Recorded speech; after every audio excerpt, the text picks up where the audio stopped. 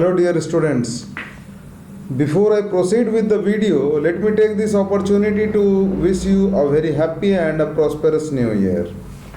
In this video students, we will talk about some more topics in this chapter. The chapter what we are discussing is ethics and safety measures in computing.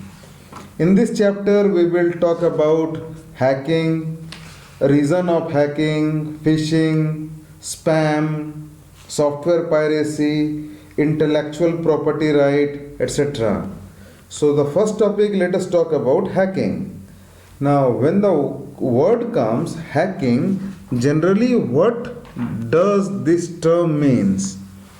Now this term means that it is an unauthorized access to a computer. When we say unauthorized access, that means people accessing someone's computer without the user's permission. You entered or I entered or someone entered into someone's computer without the permission of the user, without the permission of the owner. This way, the term hacker originally means that the act of acquiring great skills and knowledge of computer systems. That means those who do hacking, they have a great knowledge about the computer programming. They have a very in-depth knowledge, they have a very vast knowledge about the computer programmings. Therefore, it is said hacking can be defined as unauthorized use of computer and network resources.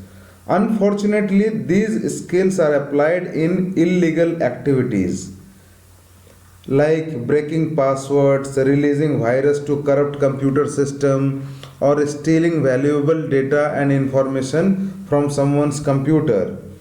But actually, this is a great programming technique, but some people, those who actually know, those who have these skills, they use this skill for some negative purpose.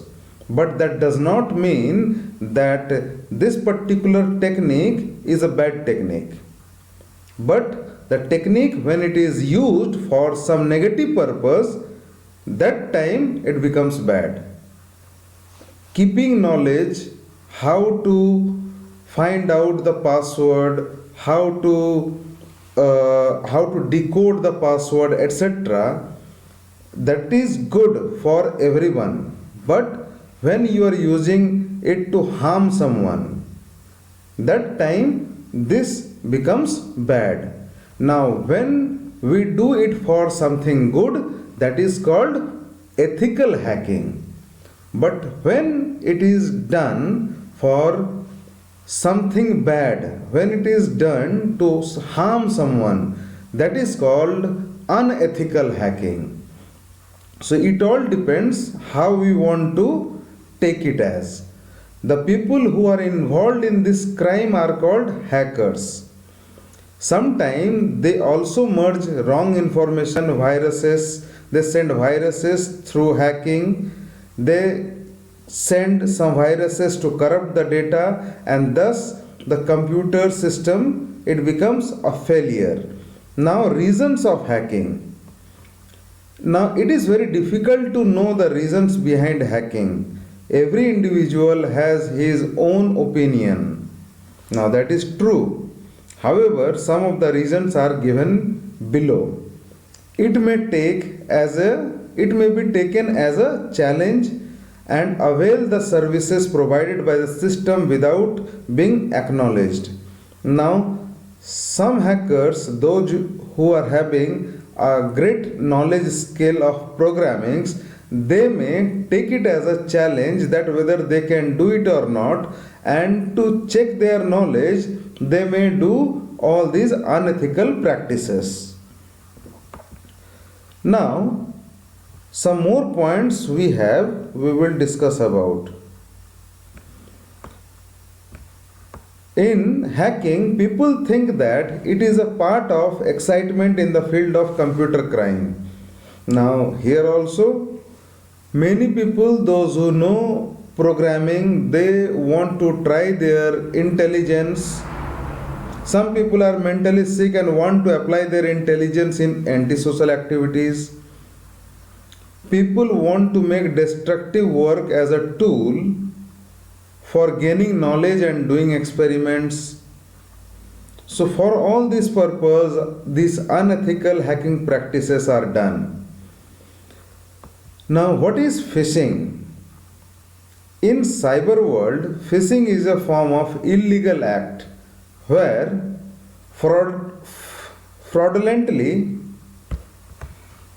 as it is written, dear students, that phishing is a form of illegal act where fraudulently sensitive information is acquired like passwords, debit, credit card details by a person as a trustworthy or a business communication.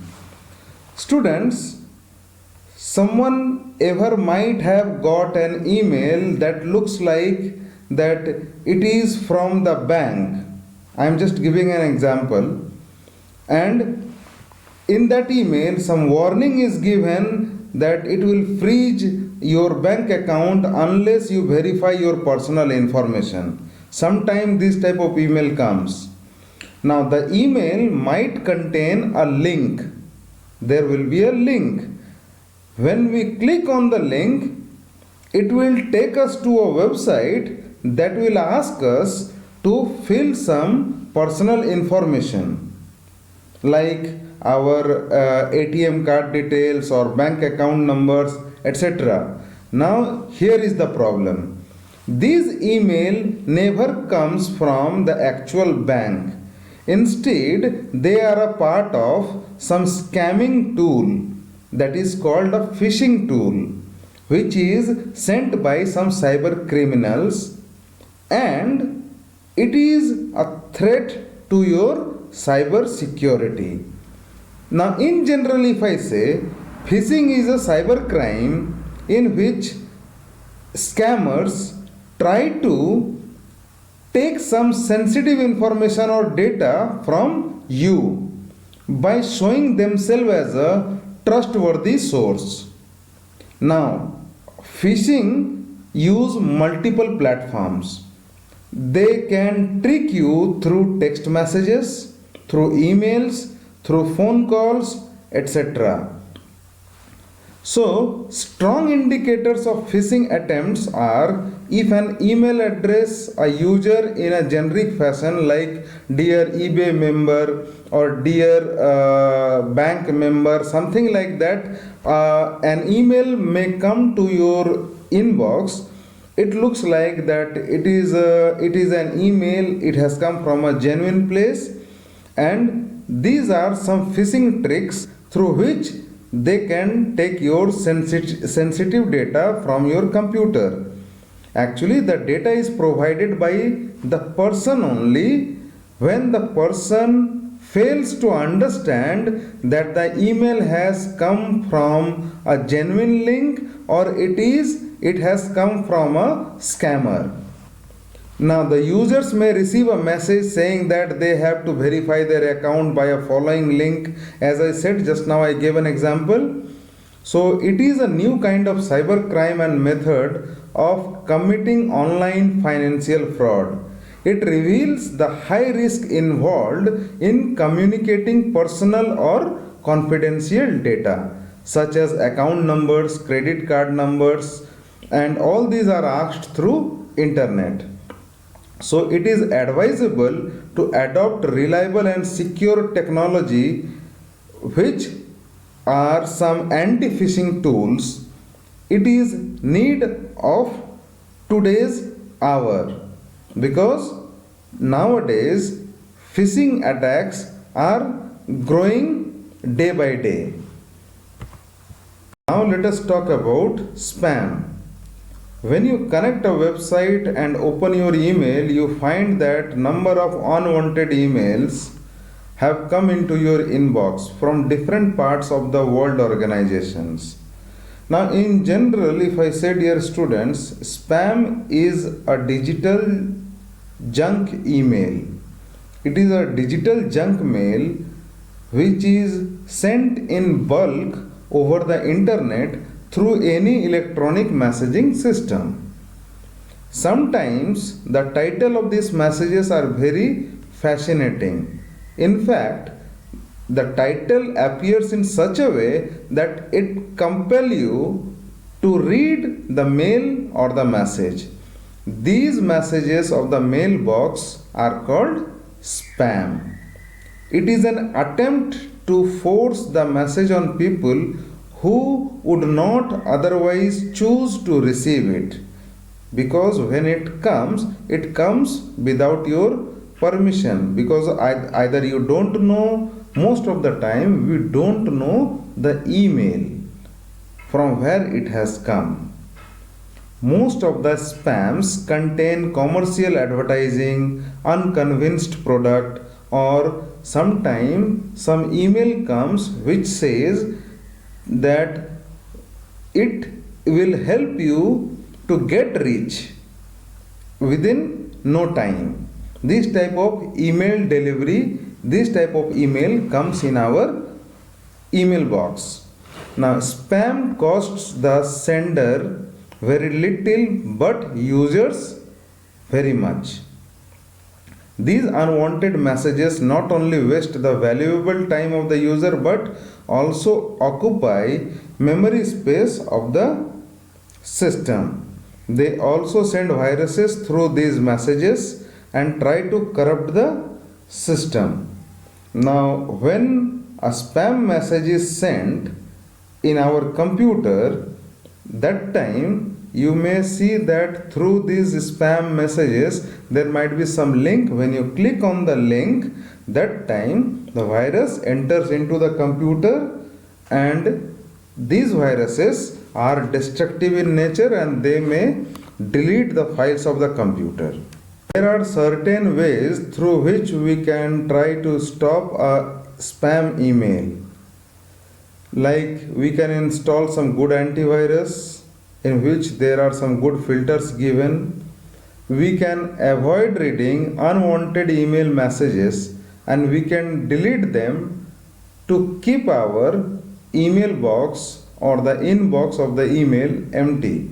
The best way is to not to open the email for which we don't know the actual source. If it has come from some unreliable source, if we do not know that from where it has come, we should not open that email. And it is always recommended to delete these type of emails. Now, what is software piracy? When you purchase an original software, you become a licensed user. You have the right to use the software on a single computer, but you cannot put copies on other machines or pass that software among your colleagues. Thus, piracy comes in the way in terms of illegal distributions. Now, there are many people, those who download the pirated softwares from internet. Many people download games. Now, games are given by the particular parent company. Many games are there, those who are available in the market to purchase, but there are so many unreliable websites where these games the pirated games are uploaded, and when we download these type of games from these unreliable websites, along with the games, so many types of viruses comes into our computer. So that's why it is recommended not to download pirated software from any unreliable website. Whenever you buy a software from the market, you might have noticed, if you have bought, that one license key is always given along with the software. Suppose if we buy Windows 10 from the market, along with the Windows 10 CD or the DVD, we will get a license key. Generally, I will give you one good example of antivirus. Let us say when we buy an antivirus from the market, you might have noticed along with the antivirus CD, there is a license key given. After installing the antivirus into your computer, you have to activate the internet on your computer, then you have to put the license key along with certain details, and you have to activate that particular antivirus in your computer. After it gets activated, the same antivirus with same license key will not work in some other computer, because you bought that antivirus and you used that antivirus in one computer, and you used that license key also. Way to avoid piracy. Now there are some ways given. Always buy your software from some reputed shops, reputed organizations. Make sure that your software comes with a license agreement, original disk, and authentic packaging with copyright. Now we should always see that whenever we are buying the original disk, that time the packaging is an original package. The packet is an original packet. There might be some hologram, there might be some seal of the company, etc., etc. Avoid buying of multiple softwares title from different publishers on a single disk.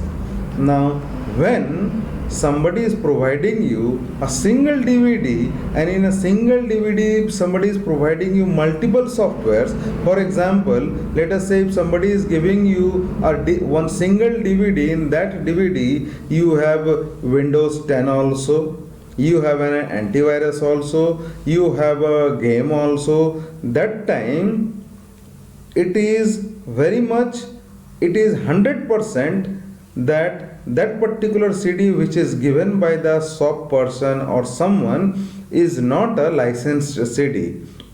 Because whenever you are buying any software, for one software, one CD, one disk comes.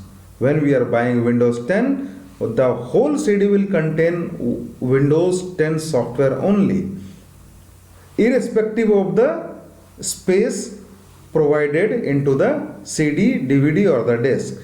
Let us say if I am buying an antivirus, that the size of the antivirus, it might be of, let us say, 500 MB.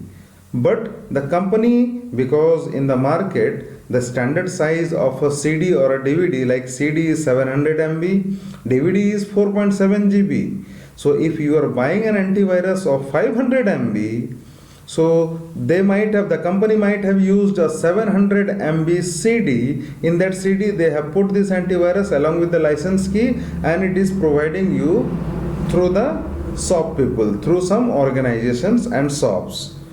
So they cannot use the other 200 MB to put some other softwares.